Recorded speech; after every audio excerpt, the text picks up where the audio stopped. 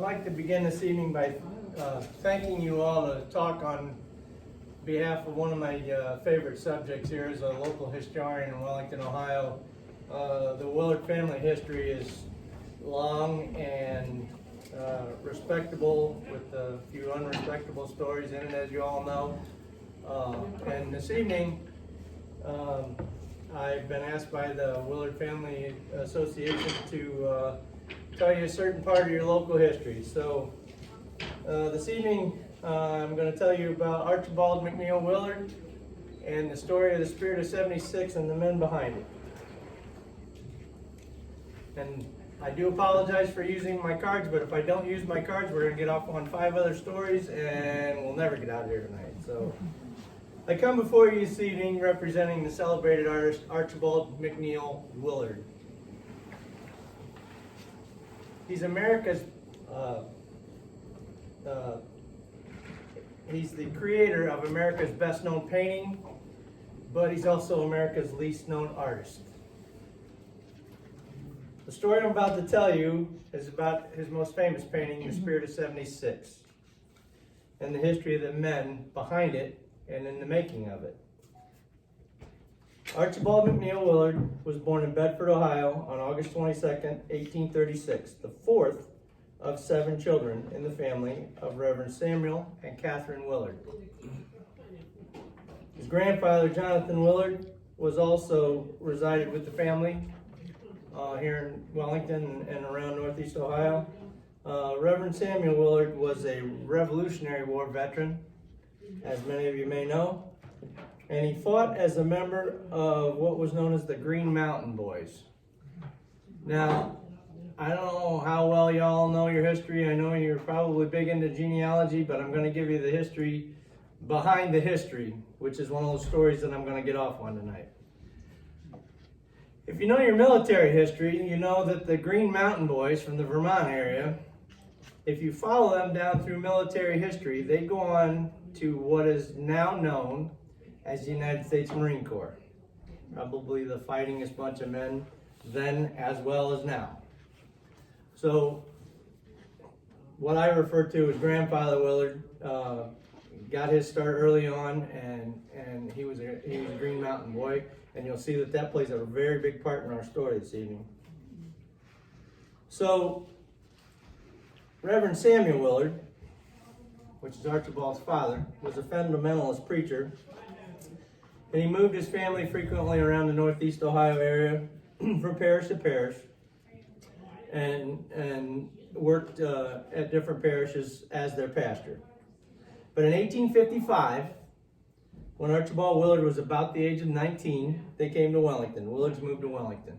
1855, by the way, is also the year that Wellington was incorporated as a village. So we were growing. We were the real deal then.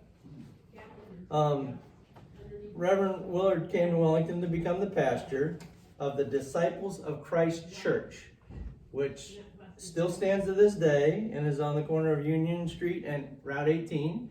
And I understand that you all are going to get to see that church in a couple of days. Yep. So know that it's changed a little bit, but the part you're looking for is going to be just what you'd hope for when you get in there. So I wish you luck with that. The Willards themselves only lived a couple of doors down the street on Union Street from the church. So, which I understand also, if you do the road tour while you're here in Wellington, Ohio, you're going to see what in most history books is known as the original home of the Willards here in Wellington. I'm going to give you another one of those little stories that the locals only know. If you'll go 1 block over to 126 Middle Street, and I've only seen this published in one publication, when the Willards first moved to Wellington, they lived in this little tiny house at 126 Middle Street, a block over from the church. House still stands today. You may want to go look at that while you're touring this weekend. As I said, the most famous house will still be there, the one that everybody knows and that we represent at the Spirit of 76 Museum as the Willard home. It actually passed down through the ages and through the real estate agent's records Archibald ended up owning the family home in the end. He ended up getting it from his father and mother.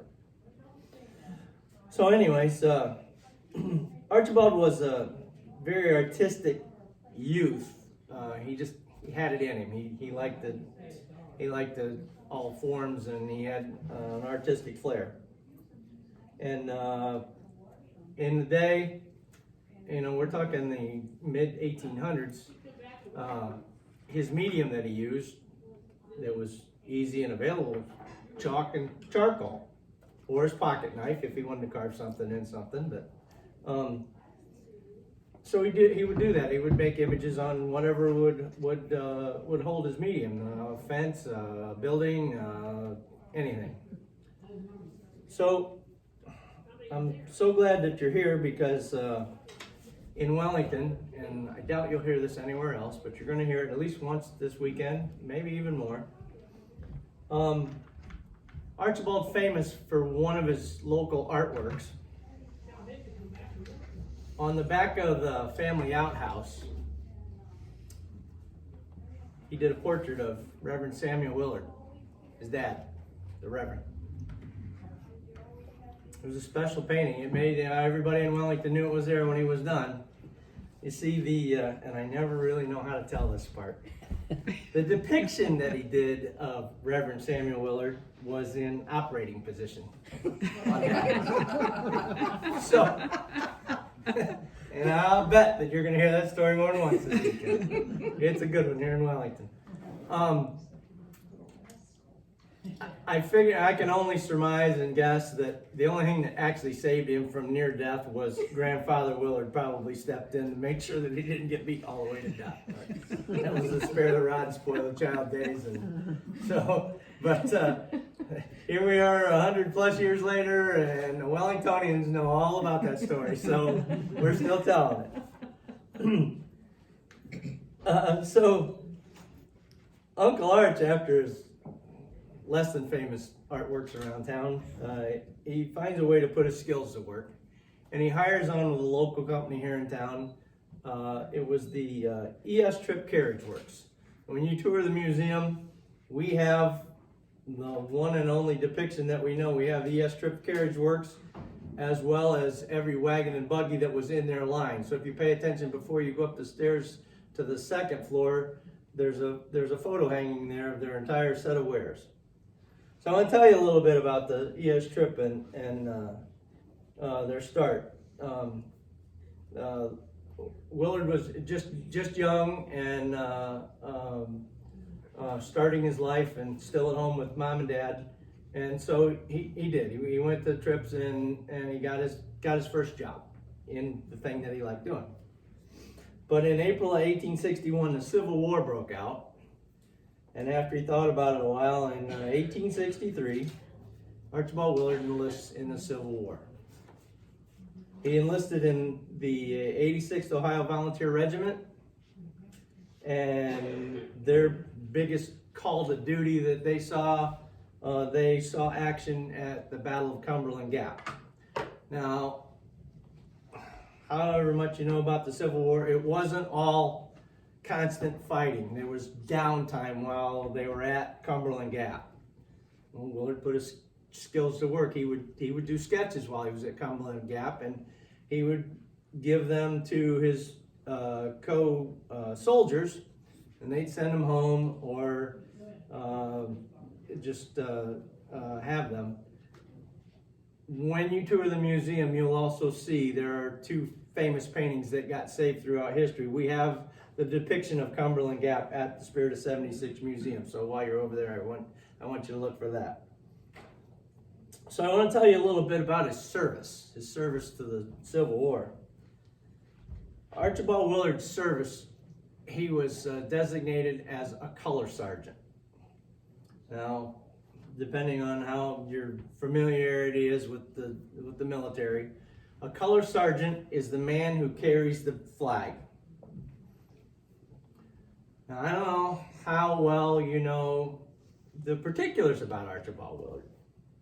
And for this evening, I actually bought a special pair of boots so I could be just a little bit closer to what Archibald Willard really was. Archibald Willard was about 6'1" or more. And if you can picture this, as a color sergeant in the Civil War, carrying the battle flag, when everybody else is 5 foot nothing around him, this large man coming through the field with the battle flag.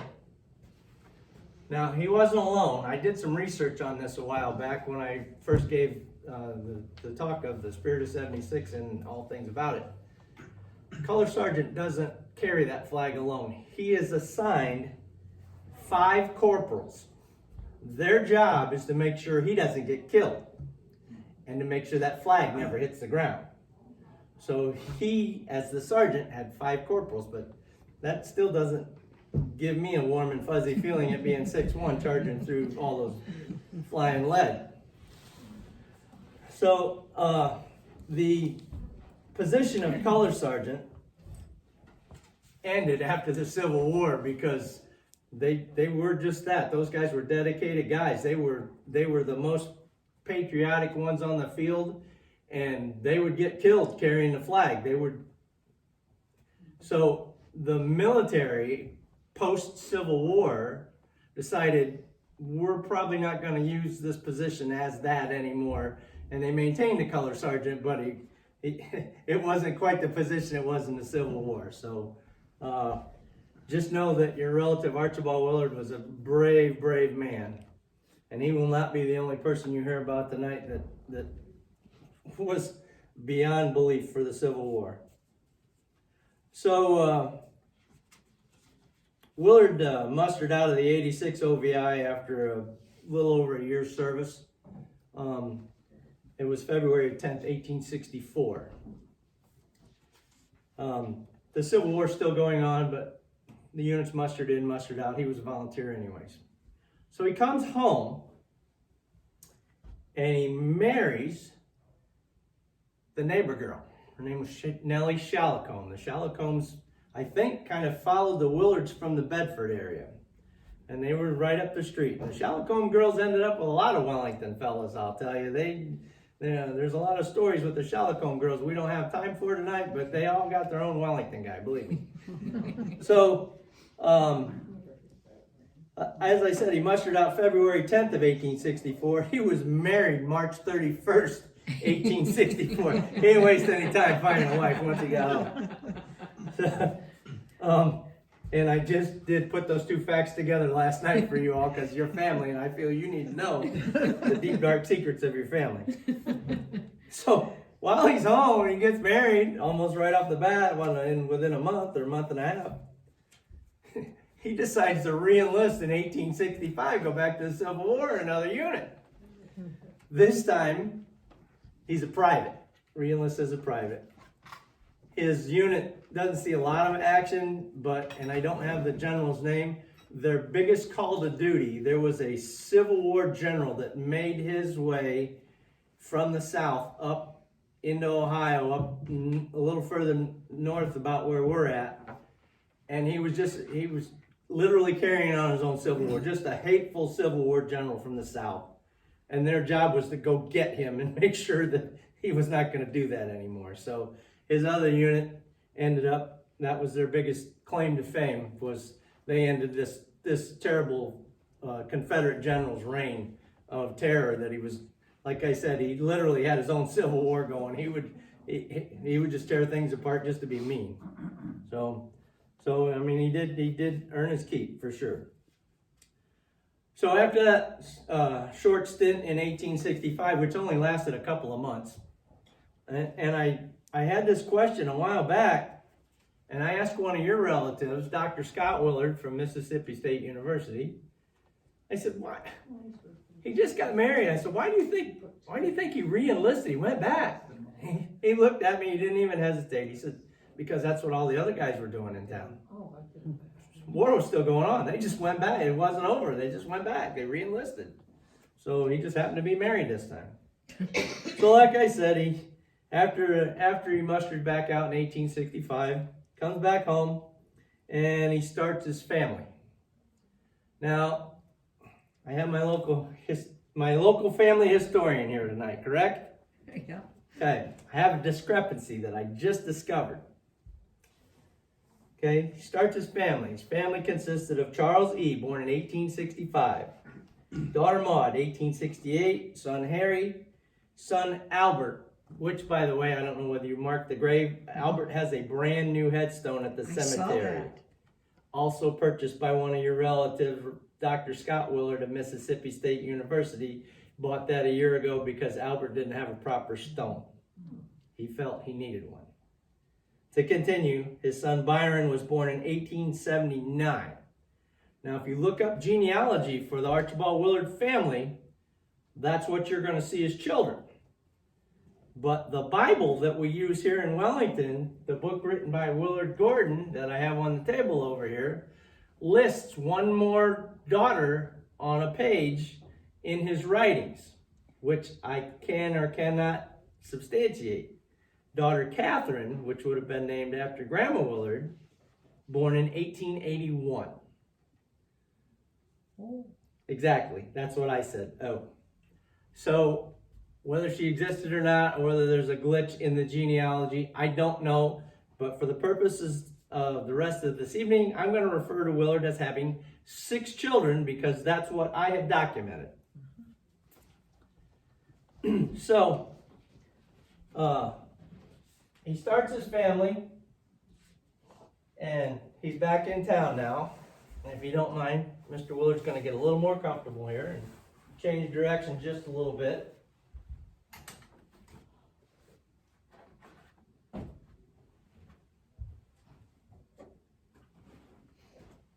So now he's got his family started, and he needs to support them.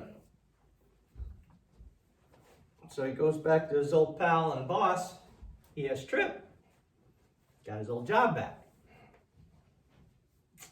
Now, luckily here in Wellington, you all get the inside scoop because we have most of the records here. And part of those records showed up a while back, and I got to look at them. And I'm going to give you a little story about Archibald and his workings at the Tripp Carriage Factory. But first I'm going to tell you about the Tripp Carriage Factory. So E.S. Tripp, and you'll see, like I said, you'll see his wares hanging on the wall over at the museum. E.S. Tripp made the finest buggies and wagons available. His competition at the time, and you're only going to get this story in this area, the Studebaker brothers got their start right down the road, Ashland County. So the Studebakers were making buggies and wagons in this area. We were also a big Chevrolet General Motors place. Fisher Body, which went on to become Fisher Guide, which was General Motors division. Fisher Body, Fisher Coach made buggies and wagons also in this area. So the competition was pretty stiff. Mr. Tripp had an ace in the hole. So Archibald Willard's fine detail of the wagons made Tripp wagons the best. It'd take a Chevrolet, what we call a Chevrolet, and turn it into a Cadillac because he would doll it up, personalize it, stripe it, whatever it was, and literally make it the finest wagon available for your business or your family. So, as I said, here in Wellington, you get the inside scoop. We actually located the set of books that E.S. Tripp kept. And we looked down through the payroll list. And each and every time the payroll had come through, young Archibald Willard was the highest paid employee at Tripp Carriage Works. He was paid higher than the wagon maker, the wheelwright, any of the guys making the wagons. Because as I said, he was the ace in the hole. He would take your plain Jane wagon and all of a sudden it's this magnificent piece. Highest paid employee at Tripp's, and I can substantiate that. So I put my Spock on so you can see that Willard was, that's how he made his living. He painted. Well, he was pretty good at it. This other fellow that had a furniture store up the street asked him to do the same to the furniture that he did to the buggies and wagons. So, you know, you get your fresh new bedroom set from Couch Furniture and all of a sudden it's painted up. It's got all the ornate things on it, and so Willard, he was a simple man. He got paid to paint. So he worked with Mr. Couch. When you take the tour at the museum, and you're going to see me reference the museum a lot because it is the other place I work. There is the bedroom set that Willard did for Mr. Couch that was entered in the county fair in the late 1870s. It won first prize, and it must have been quite the bedroom set because it still exists to this day, and you all are going to get to see it at the Spirit of 76 Museum. So, as I said, Willard's working for this fellow by the name of E.S. Tripp, and one day Mr. Tripp's daughters come to Archibald, and they had this little figurine. History refers to it as a woodcut. I'm kind of debating a little bit. I'm thinking it was a porcelain, because we have the porcelain, and I've seen the porcelain, but I've never seen one out of wood. And they asked, as I said, you're going to refer to me as Uncle Arch. They asked Uncle Arch, will you paint this for me? So Uncle Arch does. And what he paints is what becomes known as this. Oh. Pluck one. Pluck one. So this becomes a big part of Archibald Willard history.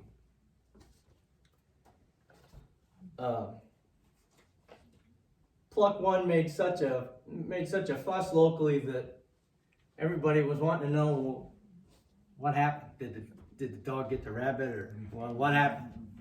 So Willard paints what's known as Pluck two.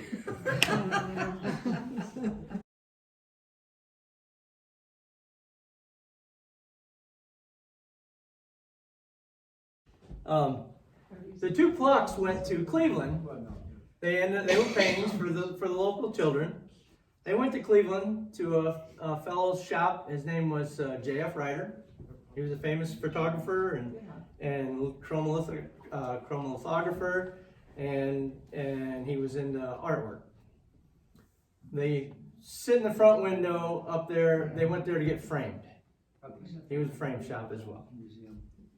Well, they made such a fuss in Cleveland that Ryder got the bright idea, hey, why don't we turn these paintings into chromolithographs? Now, for those of you who don't know, I'm going to simplify this in layman's terms. A chromolithograph is nothing more than a 1870s fancy name for poster. Okay? Chromolithographs. So, for whatever reason, and if you want these, we still sell these at the museum. You can take your own home copy home with you this weekend. Not those in particular, but like those. Those are my own personal copies. So, they decided to make them into chromolithographs and sell them to the public. This is what put Archibald Willard on the map. J.F. Ryder was quite the salesman, and they make these chromolithographs. They end up selling 10,000 sets at $10 a set. Okay? Now I'm going to get to the part here real quick where Archibald Willard isn't a wagon painter anymore, because he just made a whole lot of money painting a picture. I do want to fess up to one thing first, though. They actually sold 10,001 half sets, because a while back I had the opportunity to pick up one of these the original chromolithograph as done by Willard from Ryder's studio. So that I'm going to tell you that they sold 10,001 half sets, because I had the opportunity to buy one myself. And believe me, they're not $10 a set. Thanks, Holly. So Willard, he's the real deal now. He's a painter. He's getting paid to paint. And he uses the money from the proceeds to go to New York City. Because to this point, his artwork training is him on the fence, doing his own thing. So he goes to the studio of this fellow by the name of J.O. Eaton. And he takes some courses, and he works with J.O. Eaton for a couple of months, who is a professional painter and teaches style and things like that. And then he returns back home. When he returned back home, he used his new professional style of painting. He painted a painting that's known as the Roman Prisoner. Now, y'all are so lucky to be in Wellington this time. The Roman Prisoner still exists to this day and is currently on display in the Spirit of 76 Museum, and you will all get to see it this weekend. I want you to pay Holly, show the plugs again. Here's the first set of paintings. When you get to the museum and you see the Roman Prisoner, I would love to be there to see how far your mouth drops when you meet the Roman Prisoner. It's a little bit different. A lot heavier. So, that was about 1873 that they had gotten all that accomplished, and Willard came back home to paint again. So while he was working, and I'm actually getting to the heart of the story, believe it or not. While he was working here in Wellington, he still did a little work around town, but he was in with a fellow by the name of Sawtell. Sawtell was the local photographer, so he had a studio. So Willard would do his own artwork in the studio here in Wellington. And one day, before a 4th of July parade, Willard was at the front window, and if you follow things, you'll be able to see that actual studio. You can still look through the same window. You'll be able to look the other way through the window that Willard was looking out of the story I'm about to tell you. So Willard was in there one day, and he saw some fellas in the square before a 4th of July parade, and they were the Brighton Fife and Drum Corps, and they were fooling around doing things. And so Willard gets a bright idea. He's going to make a sketch of this. So Willard makes a sketch. This is for recorded purposes. This sketch will be known as the first of the Yankee Doodle sketches. Okay, so he shows the sketch to J.F. Ryder, and Ryder thought, we sold 10,000 sets of those other things. This is a good medium. We should try and sell this. But Ryder wasn't exactly happy with what it was. He didn't think it was going to catch on. So Ryder had a different idea. And as soon as Holly gets back, Ryder thought it should have a more serious tone, not the joking sketch. So they discuss things and they come up with this. And this is right from Ryder's studio. You see J.F. Ryder's on it. This is the more serious sketch. Doesn't have the guy on the ground. Yeah. That's the second part of the story. Okay, sorry. Yeah, we'll get to that. Believe Okay. me. So he comes up with the more serious version, and Ryder thinks this is what we want to go with. So that's what they do, and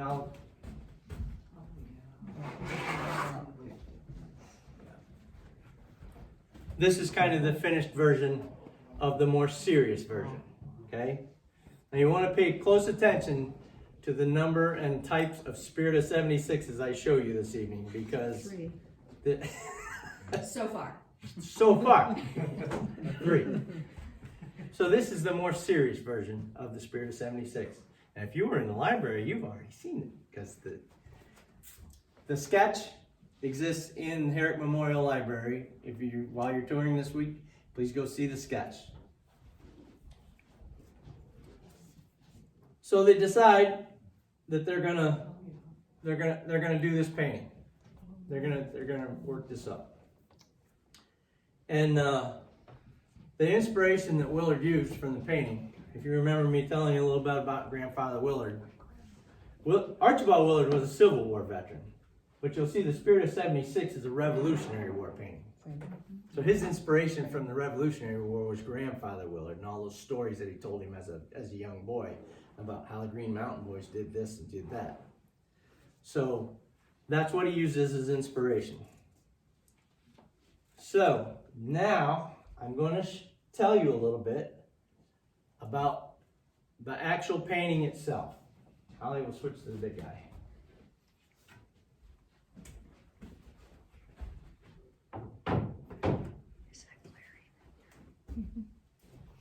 Now, most people look at the Spirit of 76 and they see the three men. But now that you're in Wellington, you're going to get the backstory about what you really see in the Spirit of 76. There's not three men in the Spirit of 76. There's four. And there's a story behind each and every one of these guys, and you're going to get it tonight. So, the first guy, central figure. Willard, he started out here in Wellington. Everybody you see in the Spirit of 76 is a real person and a local person. He drew everybody from right here locally. So the central figure was actually two people. He started out with a local fellow by the name of Freeman Green. Now, the reason he used Freeman Green was because he owned the drum and he was in the fife and bugle corps here that he saw in the. One more little fact while you're in town about the drum. The drum still exists of Freeman Green. It is also on display at the Spirit of 76 Museum. Please enjoy looking at it. So this fellow is Freeman Green. His great-great-great-granddaughter. Go ahead. Go ahead. I don't want to ruin the story. Go ahead. His great-great-great-granddaughter, one of his relatives, is actually on the board of directors at the Spirit of 76 Museum currently with Holly and I. And I take great joy in telling the next part of this story. I found in a local newspaper, the Wellington Enterprise, June 1st, 1942, an article about Freeman Green. It was a quote from his son, George Green. Quote said, Green actually posed for several days before reaching the conclusion that the painting did not have possibilities and warranted no effort. Now, I don't know how well you in the room know a fellow by the name of Pete Best. Anybody know who Pete Best was? You will in a minute. Pete Best is the fifth Beatle. Oh. He's not with the band. Probably made the second biggest mistake in history. I liken Freeman Green to Pete Best because he quit the project. Probably one of the bigger mistakes in history. But I always liken the two together. So Freeman Green was a local farmer, and the painting actually got moved up to Cleveland. Willard wanted the guys to come, and Willard was kind of a fussy painter from what local lore says. And if the sun wasn't coming through the window right someday, he wasn't going to paint. It just wasn't right. He wouldn't paint. So you go all the way to Cleveland on the train from here, and nothing would happen. Well, Freeman Green was a local farmer, and he had business to take care of here, so he decided this isn't for me. So Archibald Willard, he had to find somebody else. Here's where the second likeness comes in. He used his dad, Reverend Samuel Willard.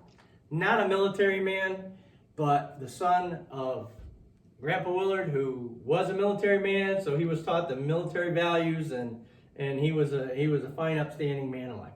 So Willard uses his dad, Reverend Samuel Willard, as the central figure. The next guy we're going to talk about is the little drummer boy. This fellow right here. Like I said, everybody they really existed, and they all have their own story, and you all are lucky enough to hear every one of them tonight. So the little drummer boy's name is Henry Kelsey Devereaux. He was born October 10th, 1855, and in 1875, he was attending the Brooks Military Academy in Cleveland, Ohio. Military school. One day, however, Willard was up that way, and he got a hold of his father, who was a former general in the service, and they cut some sort of deal. I don't know, it's not recorded in history, but somehow or another, young Henry Kelsey Devereaux belonged to Archibald Willard as his model for that. His dad had sold him out. He was like, you're the new. So, Henry Kelsey Devereaux, and he's got a really interesting story that you're going to hear a little bit later, but that's how he got his start, as the little drummer boy out of Brooks Military Academy. The third fellow we're going to talk about this evening, Hugh Mosier. This fellow right here. He's born in Perry Township in Lake County, which is north of here, January 29th, 1819. He and his brothers came to Wellington. Actually, they came to the Brighton area, which is just west of here by one town, as young men, and they were going to get in the farming business and become local businessmen. And they did real well, and they went on to become very influential citizens in this area. I want to tell you a little bit about Hugh Mosier. He was a friend of Willard's, also a Civil War veteran. Painting doesn't depict it correctly, but I'm going to tell you and I've spoken to the Mosier family as well, so they get the story as well. Hugh Mosier was a Civil War veteran, and his duty in the Civil War was musician. You can pretty well guess what he played as a musician. Fife. He's right. Let's see where the flag is. Color sergeant, musician, right up front. I just told you that Uncle Arch was about 6'1", big man coming through the battlefield. Hugh Mosier was bigger. He was, estimates, written history tells us that he was between 6'3" and 6'6" tall. Tower of a man, huge man, with a fife as his weapon, coming through the Civil War. Now that bandage on his head was done for painting purposes, but he did get hit in the Civil War. He did end up with a wound in the Civil War and ended up coming home. But through history, that fife was part of Hugh Mosier, as you'll hear throughout the night. He played that thing, and it was with him all the time. Like I said, after the Civil War, he came back with his brothers. They became very influential farmers, and they did real well in this area. So now, the fourth person in the painting that everybody misses. And sometimes he's missing. Sometimes when you see a spirit, he's missing. Fourth person, the fallen soldier, is what he's referred to.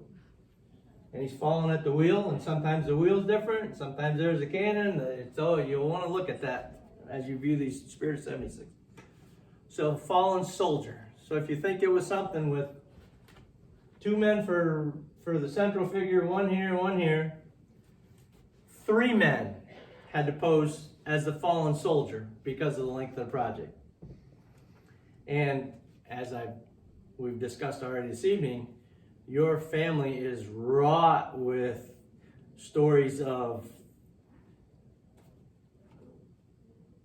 conjuncture and is this the truth and who is this? And so I'm going to set you all straight here this evening. The 3 men. First man, most famous, known to be the poser, is a fellow by the name of Charles Spicer. He worked alongside Archibald Willard at the Trip Carriage Factory. Another fellow that worked at the Trip Carriage Factory, Archibald's brother, Judson Willard, who actually, and I'll give you another side story, Judson Willard actually became the first mayor of LaGrange, which is just the next town over from here. So he didn't spend all his time at the carriage factory. He went on to bigger and better things. But anyways, that's the crew at the Trip Carriage Factory. The second fellow that found work as the fallen soldier was a man by the name of J. Woolley, and finally a man by the name of Rufus Curtis. Now, as I said, it wasn't just a simple deal. They all got traded out for some reason or another. And later in history, Rufus Curtis became kind of controversial. But Mrs. Rufus Curtis decided she was going to set the record straight. So in her elderly years, Mrs. Rufus J. Curtis became obsessed with the immortalization that the name of her late husband, brother-in-law of Archibald Willard, by the way, at one time. Remember I told you about the Shallow-Combe girls? Brother-in-law, Rufus Curtis, was married to one of the Shallow-Combe girls himself before he was married to his current Mrs. Curtis.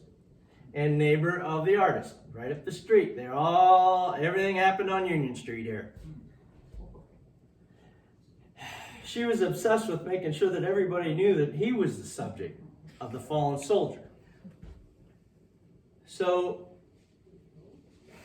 since you're getting a straight scoop tonight, I'm going to tell you, she was only partially right. The original, as I said, was Charles Spicer. And the second was a man by the name of J. Woolley, local man. Must have had spare time. I don't know how he got the job. J. Woolley did it for a while. But Mr. Rufus Curtis is the actual man who got to do the lay on the ground pose, and he is the final figure in the Spirit of 76 that we're going to talk about this evening. So the finished painting, the Spirit of 76, which, by the way, I brought with me this evening a copy direct from Marblehead's gift shop. This is the Marblehead version of the Spirit of 76. You don't see this just everywhere. So the finished painting, for those of you who don't know, the original Spirit of 76 that I'm telling a story about this evening was 8 feet by 10 feet.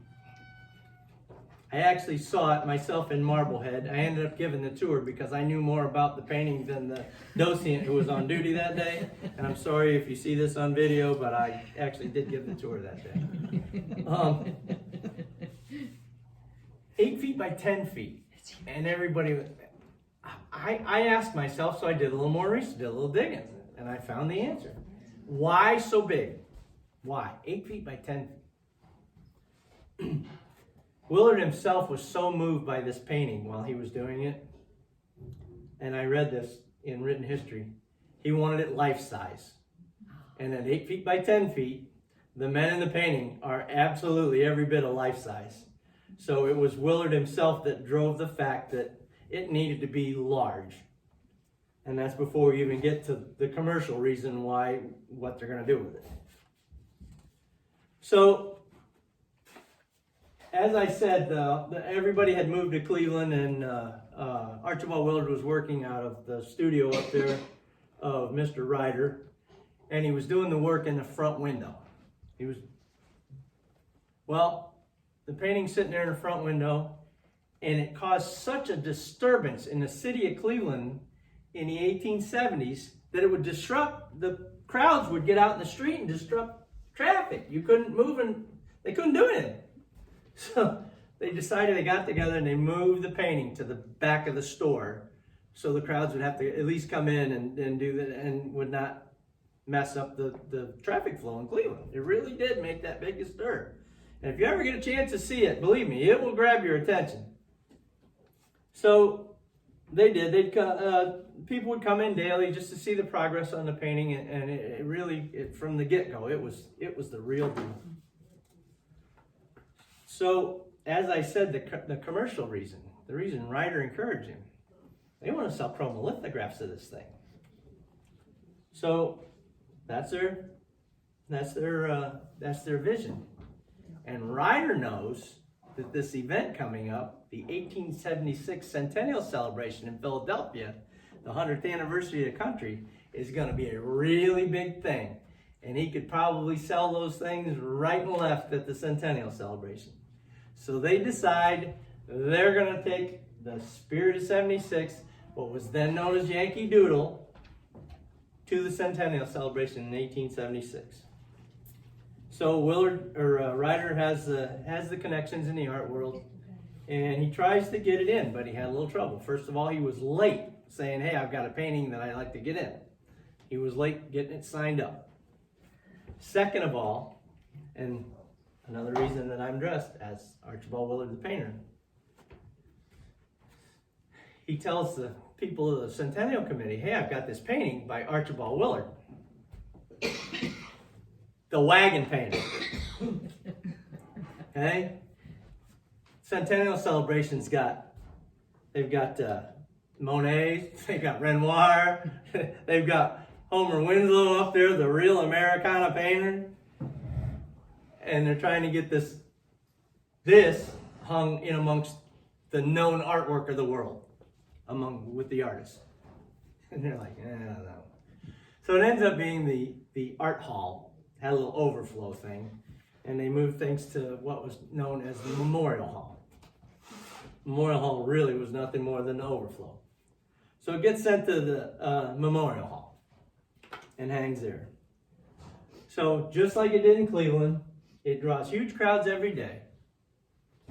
And they come and they see it. And while I'm right here, we're at the Centennial Celebration. I want to give you a little side story that you're not going to get anywhere else in any of your family. And I'm going to show you that I bet you that I could work every one of these things into the story tonight. So in 1876, the Centennial Celebration, boy would I like to go back in time to be there. It was the debut of many, many things. One of the things on display at the Centennial Celebration was a little thing called a telephone, brand new invention. They were hawking the telephone out there. The other thing that they were trying to get passed through the United States, the arm for the the arm for the Statue of Liberty was built. She wasn't built, but the arm was. And they were looking for ways to fund the Statue of Liberty project.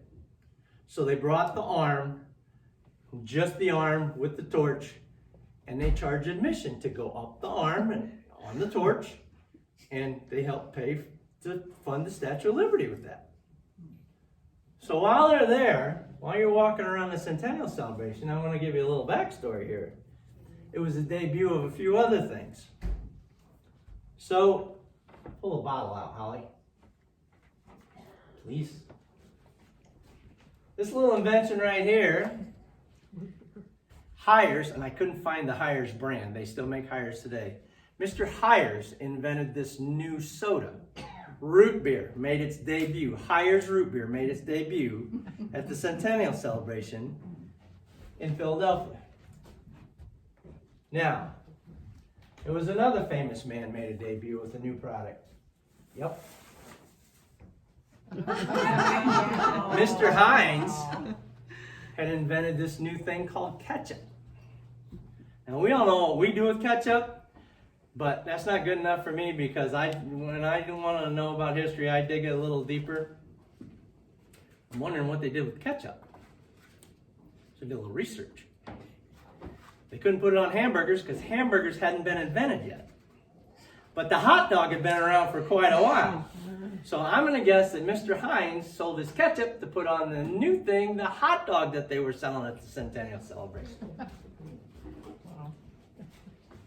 Now, bananas had made their debut. They shipped them in. It was the first anybody had seen bananas. Is anybody here in from the South? No Southern relatives. Anybody ever been to the South? How about that? Okay, you know that weed that grows alongside the road they call kudzu that'll overtake a piece of machinery? For whatever reason, the horticulturists thought we needed that in this country to deal with the problem that we had, and they brought kudzu in for the 1876 centennial. And those of you who have been in the South, I've seen machinery on the side of the road disappear within a week because that stuff will just take it over. A couple more things. I'll get to it in a minute. I know you want to surprise them. There was actually, how about Disney World fans? Any Disney World fans? They had a monorail at the 1876 centennial celebration. Monorail. And when you see a picture of it, it's the god-awfulest looking thing. It's literally a wooden roller coaster that you risk your life on. But they called it a monorail. So, and if I had my PowerPoint presentation, I could have showed you, but we're local and family tonight, so I wanted you to see the real stuff. So the last thing I wanted to show you before I get off the subject too much more, they had this last thing. You gotta think about walking around a centennial celebration with a root beer and a hot dog with ketchup and all that stuff. Eating a banana if you want. Popcorn made his debut. What a great day that must have been, huh? Looking at Monets and Renoirs eating popcorn. And drinking root beer. Unbelievable.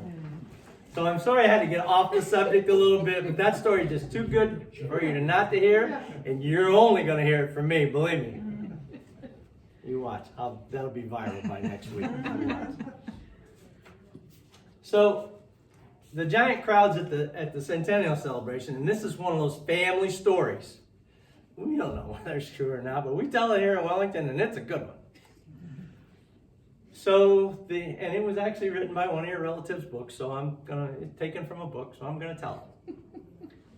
They say that the crowds got so big and so busy that in the crowd one day was a little old lady, and she had an umbrella with her. And she was near the painting, and the crowd crowded her into the painting, and her umbrella kind of poked a hole in it. Happens. Believe me, if you know art and you look at the back of any art, our art at the Spirit of 76 Museum has patches all over it, and you'll never know it. So Lure tells us, one of your family that wrote the book, Lure tells us that the Spirit got a hole in it. So as the story goes, that night after Centennial, Willard got word that the painting got a hole in it. They called for him. That night after they closed down for the night, he comes in at night, he's working by candlelight, and he's repairing the painting. He's got this little fellow with him. It's one of the neighbor kids, but it's also his nephew. His nephew's name is William Byron Culver. And we don't have time tonight, but William Byron Culver has his own story, which I also tell. And he went on to do great things. He went on to become the head of Scripps Howard Newspapers and the head of the Securities and Exchange Commission ahead of the stock market crash in 1929. But we don't have time to tell his story. See me next trip. So he's got young Will with him, and they're repairing the painting. And the door opens, and in the hall comes this figure with a couple of soldiers with him walking down the hallway, as the story goes. The figure ended up being President Ulysses S. Grant.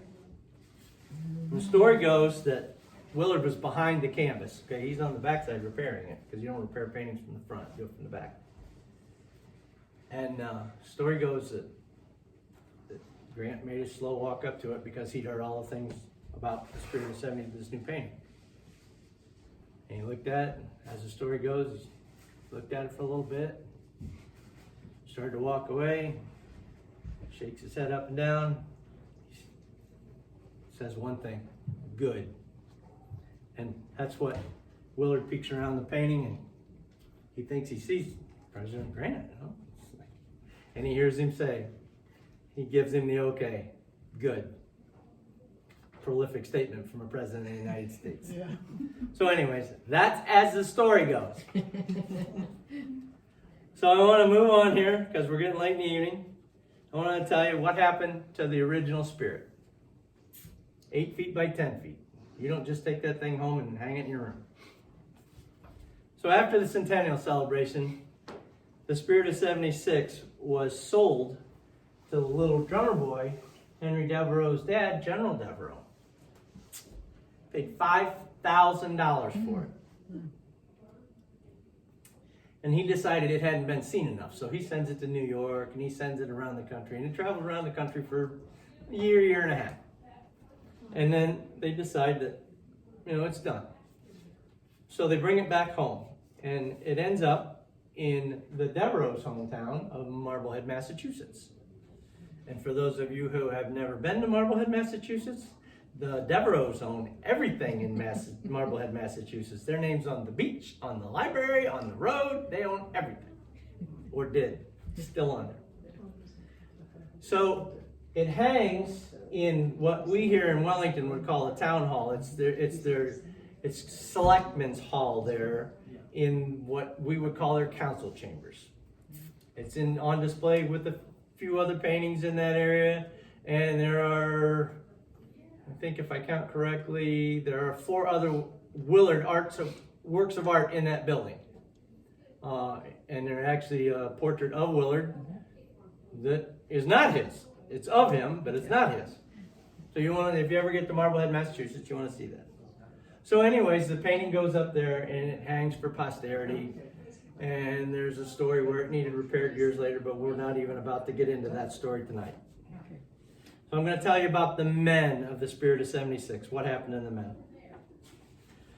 So, and it doesn't, I really would like to make this sound happier than it is, but it's not going to end well.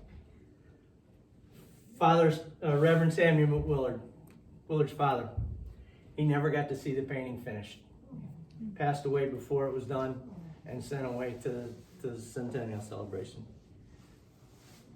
You will get to visit with Father Willard. He's buried in a family plot out here at Greenwood Cemetery, and when you go to visit out there, tell him Scott says hello, because I go visit the Willards on a regular basis, actually. So he's out there. The central figure, Hugh Mosier. The painting just jazzed Hugh Mosier up. He would show up in Philadelphia with the fife. And if you can picture this, everybody's there. The fifer is there, and he's playing the fife, the military tunes. He's got the crowd going. He was a rock star in 1876. The fife, as I said, continued with him till death. A few years back, we had the pleasure of hosting the fife. The fife still exists. This fife still exists. The Mosier family owns it. It's in a safety deposit box. It's due to be split between about 85 cousins. For a year, we hosted it in the museum, and it was on display right next to Freeman Green's drum. So we had two of the three. If you want to see the third, and you want to go clear to Marblehead, Massachusetts, and I didn't know it existed until a few years ago, Henry Devereaux's drum, which was a borrowed drum, is on display in the Marblehead Museum. So, Hugh Mosier passes away, and he's buried out here. He won't be at Greenwood Cemetery. He's at Brighton Cemetery. He's just the next town west of Wellington. But his gravestone is real easy to find, because in big letters it says Mosier, and on the top, carved in stone, is a fife on the top of the grave. It's real easy to find.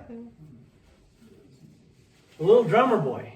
Remember I told you, he had his own life.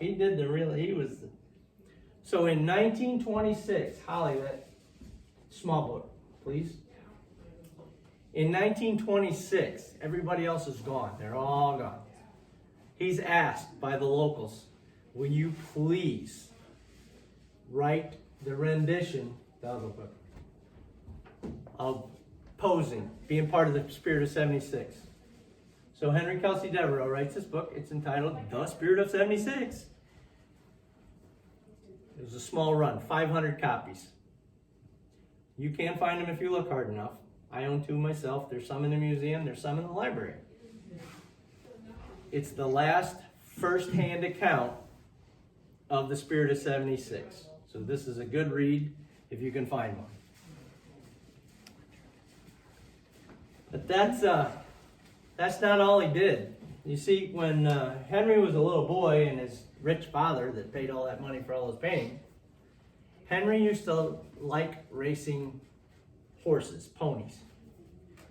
Just loved it. He'd race anybody. And the reason he would is because his dad was rich. He bought him the best horse there was. He'd always win the race.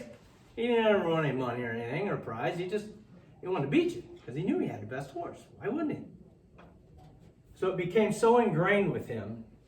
Little Henry Kelsey Devereaux became famous twice in history. He's actually in the Cleveland Sports Hall of Fame history book. I found one, looked him up. I didn't believe it myself. He's the modern day father of harness racing in the Northeast Ohio area. He actually started the first racetrack here, Randall Park. So, I don't know how often people get a chance to be famous twice, but he made the most of his life, that's for sure. So finally, if you want to head that way, please. Finally, I want to tell you about the man I'm representing this evening. Archibald Willard, near and dear to my heart. Your family is very near and dear to my heart.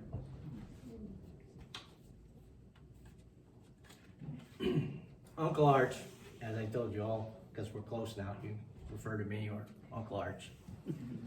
Uncle Arch passed away at 4933 Holyoke Avenue in Cleveland, his residence. October 11th, 1918. He was 82 years old. He was laid to rest next to his wife and 4 of his 6 children. Greenwood Cemetery. A monument was erected on the 100th anniversary of his birth. He'll be easy for you to find. He's the only person in Greenwood Cemetery buried under the American flag.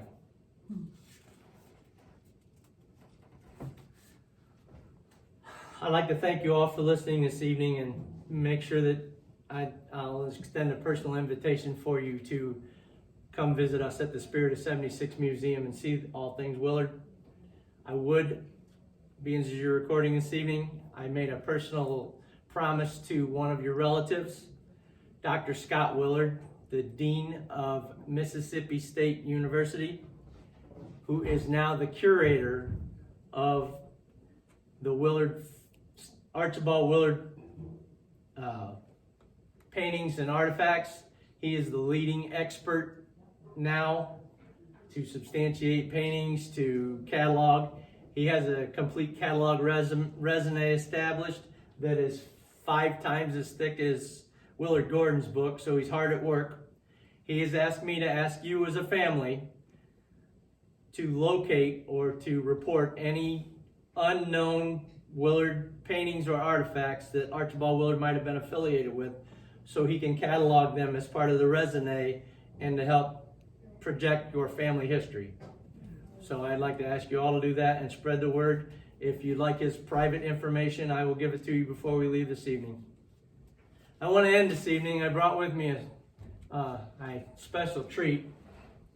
I'd like you all to meet some close friends of Archibald Willard's. I happen to have with me the Spirit of 76 trio, near and dear to Uncle Arch's heart. And I'm quite certain they've got a rendition for you.